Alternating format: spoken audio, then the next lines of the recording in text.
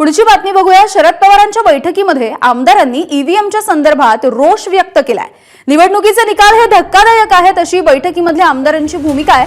शरद पवारांची पक्षाच्या पराभूत आमदारांच्या सोबत ही चिंतन बैठक आयोजित करण्यात आली आणि जितेंद्र आव्हाड यांनी सुद्धा ईव्हीएमच्या विषयी रोष व्यक्त केलेला दिसतोय।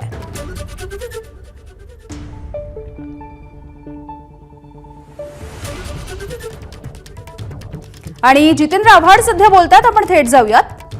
मतदानात फेरफार झालेली आहे आणि मी हे आज बोलत नाही आहे। मी आज साहेबांसमोर सुद्धा सांगितलं की मी 2014च्या नंतर लगेच सांगितलं होतं आपल्याला ईव्हीएम विरुद्ध लढावं लागेल। मी जिंकलो आहे तरी मी सांगतोय की ईव्हीएम हा आपल्याला रशियाकडे घेऊन जाईल। जसं पुतीननी, हे मी अगदी शुद्धीवर असताना बोलतोय, जसं पुतीननी आपल्या विरोधकांना निवडणुकीद्वारेच संपून टाकलं तसं भारतात होणार, भारताचा रशिया होणार। नाही मी माझं मार्जिन काय अर्थ नसतो, माझ्या मार्जिनला काय अर्थ नाही। हे बघा, मी भारतातल्या 2 दहाड्या जिवंत असताना बघितल्या आहेत। मी तर काय स्वातंत्र्याचा लढा बघितला नाही, पण स्वातंत्र्याचाही लढा बघितला तर महात्मा गांधींनी एक मोठं जनभावना तयार केली। त्या जनभावनेला एक इमोशनल टच दिला की हा देश आपण स्वातंत्र्य केला पाहिजे, कारण का आपण स्वातंत्र्यच नाव, आपण गुलाम आहोत। आणि त्यांनी ते हे पुढे नेलं। 1977, 75 ते 77मध्ये जयप्रकाश नारायण यांनी विद्यार्थ्यांना हाताशी धरून पहिल्यांदा एक अधिकारशाही विरुद्ध आंदोलन केलं आणि नंतर ते आंदोलन इतकं पेटलं की त्या सरकारला जावं लागलं। नंतर 1989 साली विश्वनाथ प्रताप सिंग, ह्याच्यात किती खरं होतं किती खोटं होतं बाजूला ठेवूया, एक जनांदोलन पेटवलं ते बोफोर्सच्या तोफांवरती, आणि लोक हल्ली। ह्या देशातल्या लोकांना प्रकरण व्यवस्थित समजून सांगावं लागतं। आता पूर्वीची काही लोकं राहिलेली नाहीत। लोकांना त्याग, संघर्ष ह्या गोष्टी फार कराव्याशा वाटत नाही। मला देशामध्ये एकमेव माणूस वाटतोय जो त्याग आणि संघर्षातनंच जन्माला आला आहे, त्या शरद पवार। आणि मी उघडपणाने बोलून दाखवलं, साहेब तुम्हाला ह्यावेळेस जयप्रकाश नारायण यांची भूमिका घ्यावी लागेल। आपल्याला किंमत मोजावी लागली तरी चालेल, पण पाहिजे ती किंमत मोजू, पण ह्या देशाचा रशिया होऊ देऊ नका। विरोधी पक्षच अस्तित्वात नाही, विरोधी पक्षाला व्यवस्थितरित्या संपून टाकायचा हा जो काही प्लॅन दिसतोय, म्हणजे 2,40,000नी चंद्रपूरची सीट निवडून येते 4 महिन्यापूर्वी, आणि आता 2,40,000 कव्हर करून अजून 1 लाखांनी मागे जाते। एवढं असं काय घडलं? नांदेडची लोकसभा येते, विधानसभा सगळ्या खालच्या जातात। आणि जसं मी सुरुवातीला सांगितलं, पॅटर्न आहे, जिल्ह्यामध्ये पॅटर्न दिला आहे की एवढी मतं एवढी मतं एवढी मतं एवढी मतं। ठीक आहे, लोकशाही आहे आता, पण मी हे का बोलतोय, मला बोलण्याचा अधिकार ह्याच्यासाठी आहे। मी पहिल्या दिवसापासून सांगतोय की ईव्हीएमचा विरोध करा, बॅलेटवर या। मी माझी निवडणूक हारलो म्हणून बोलत नाही आहे, आणि हे मी आज बोलत नाही आहे। मी हे अनेक वेळा लिहून टाकलेलं, लिहून ठेवलेलं आहे। माझ्या प्रत्येक ब्लॉगमध्ये मी लिहिलेलं आहे की या देशाची लोकशाही ही संकटात आहे। आणि आजचा संविधान दिन आहे, ज्या संविधानातनं तुमचं इलेक्शन कमिशन निर्माण झालं, ते इलेक्शन कमिशन हे सरकारच्या हातातलं बाहुलं झालं आहे। त्याला स्वतंत्र अस्तित्व दिलं होतं का, तर लोकशाही जगली पाहिजे म्हणून डॉक्टर बाबासाहेब आंबेडकरांनी त्याला स्वतंत्र अस्तित्व दिलं होतं। त्याच डॉक्टर बाबासाहेब आंबेडकरांच्याच विचारांचा हा पराभव आहे।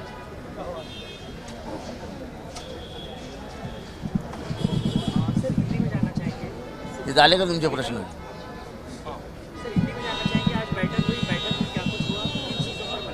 नहीं, लगभग सभी उम्मीदवारों ने ईवीएम के खिलाफ बहुत गुस्सा दिखाया और सबने कहा कि इसके खिलाफ एक आवाज़ उठनी चाहिए।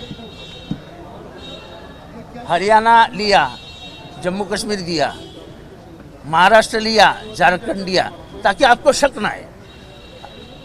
क्या बोलेंगे, अरे झारखंड में तो जीते ना तुम ईवीएम पे। मैं हमेशा कहता था कि ये छोटे चुनाव है, वो हमेशा दे देंगे आपको और बड़ा चुनाव खा के लेके जाएंगे। जब लोकसभा के पहले कर्नाटका वगैरह कुछ चुनाव हुए वो हम जीत लिए, हम भी हवा में चले गए। नहीं ईवीएम बराबर ईवीएम का इस्तेमाल लोगों को मूर्ख बनाने के लिए किया जाता है। यानी दाना डालो, पंछी लो, इधर से बड़ा हाथी मार लो। थोड़ा सा दाना डालो, एक पंछी उड़ा डालो और इधर से बड़ा हाथी खींच लो। अरे अमेरिका जैसे राष्ट्र में जो सबसे प्रगत है, उधर आज भी बैलेट है, बैलेट। तुम अमेरिका से तो प्रगत नहीं हो ना। और उधर भी 7-7 दिन काउंटिंग चलता है। ऐसी कोई बड़ी बात नहीं है कि इधर 7 दिन चलता है, 4 दिन चलता है। सर, सुप्रीम कोर्ट में सिंबल को लेकर आज सुनवाई हो रही थी। सुनवाई के दौरान आपके पक्ष की तरफ से हलफनामा दायर किया गया है। कहा गया है कि सिंबल को लेकर अजीत पवार गुट की तरफ से कई जगहों पर भ्रम जो है वो दिखाने की कोशिश की गई है। क्या कहेंगे? नहीं, वो तो हमेशा करते, उसमें क्या बड़ी बात है। सुप्रीम कोर्ट भी कुछ करता नहीं है, अलग बात है। सर, ईवीएम को लेकर क्या कानूनी लड़ाई लड़ने के बारे में कोई विचार चल रहा है? देखो, ऐसा है कि ये अकेले राष्ट्रवादी कांग्रेस की बात नहीं है। सभी विरोधी पार्टियों को विश्वास में लेके एक जन आंदोलन खड़ा करने पड़ेगा।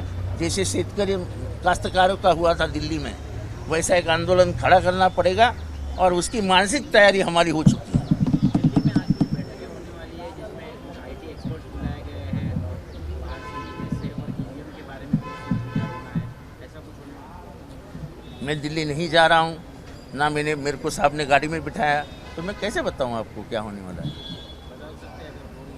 अरे मेरे को कैसा मालूम रहेगा भाटकर जी। सर, अमेरिकेतला प्रेसिडेन्शियल इलेक्शन्स झाल्या आणि त्याची मतमोजणी जी आहे ती 2 दिवस सुरू होती त्यांच्या इथे, परंतु महाराष्ट्रातली विधानसभा निवडणूक झाली। त्या निवडणुकीचा निकाल जो आहे तो अवघ्या 4 ते 5 तासात या सगळ्या संदर्भात। एक मिनिट राकेश पाण्याची बॉटल चालू आहे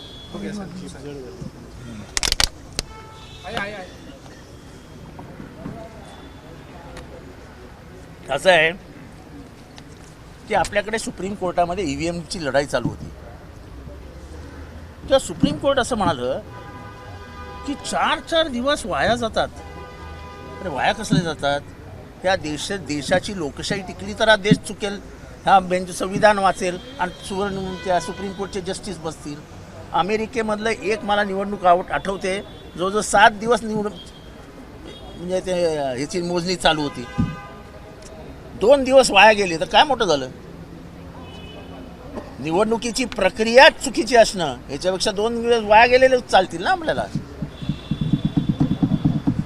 सर, आता मुख्यमंत्री त्यांच्या पक्षामध्ये महायुतीमध्ये मुख्यमंत्री कोण होणार त्याच्यामध्ये सगळ्यात तेढ निर्माण झालेला आहे आतापर्यंत। आज 26 तारीख आहे। आज ऑफिशियली खरं तर कार्यकाळ संपलेला आहे मागच्या सरकार म्हणजे मागच्या संपूर्ण विधानसभेचा। आता दुसरी विधानसभा अस्तित्वात येण्याकरता मुख्यमंत्री अजून देखील ते निवडत नाही। हे बघा, तो त्यांच्या पक्षाचा प्रश्न आहे, त्याच्याशी आम्हाला काय करायचं? मुख्यमंत्री बसवू नाही तर न बसू, त्याच्याने आमच्या आयुष्यात काय फरक पडणार आहे का? नाही।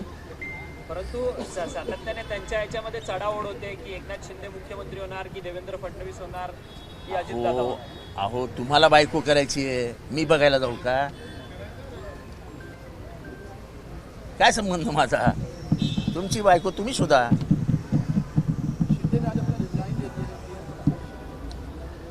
वो तो उनको देना ही था ना, कार्यकाल ही खत्म हो गया। 26 तारीख है, अब कार्यकाल खत्म हो गया।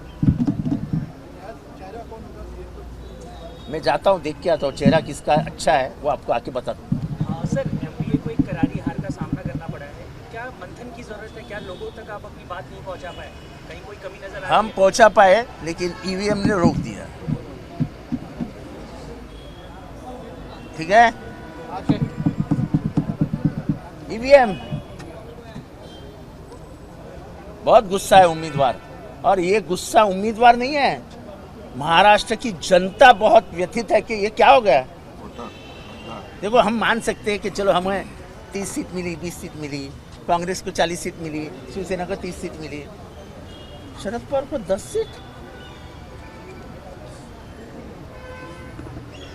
इधर ही हमको शक आ गया कि ये तो शरद पवार के अंतिम, यानी उनकी भगवान उनकी उम्र और लंबी कर दे, लेकिन जो अंतिम दिन है, अंतिम बरस है, उसमें उनको अपमानित करके, उनको पूरा करके महाराष्ट्र के सामने पेश किया गया है।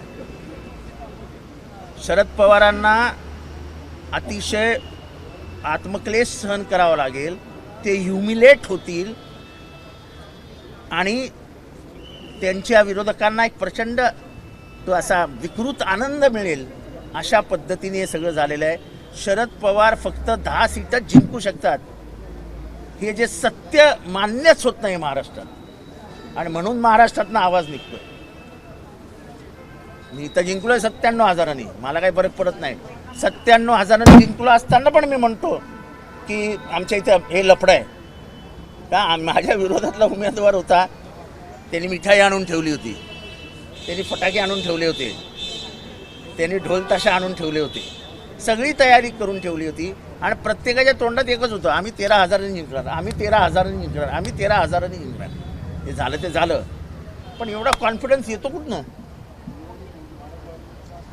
म्हणजे माझ्यासारख्या माणसाला 6व्या फेरीपर्यंत धुक होत होतं, हे जरा म्हणजे काय कळायलाच मार्ग नाही। म्हणजे मी एक असा किस्सा ऐकला आहे की हे टी व्हीवर सांगू नये, पण एका उमेदवाराने एका सत्ताधारी पक्षाच्या वरिष्ठ नेत्याला फोन केला की मला 5 कोटी लागतील, तर त्या वरिष्ठ नेत्याने सांगितलं, अरे 5 कोटी ठेव घरात, तुझं काम झालेलं आहे।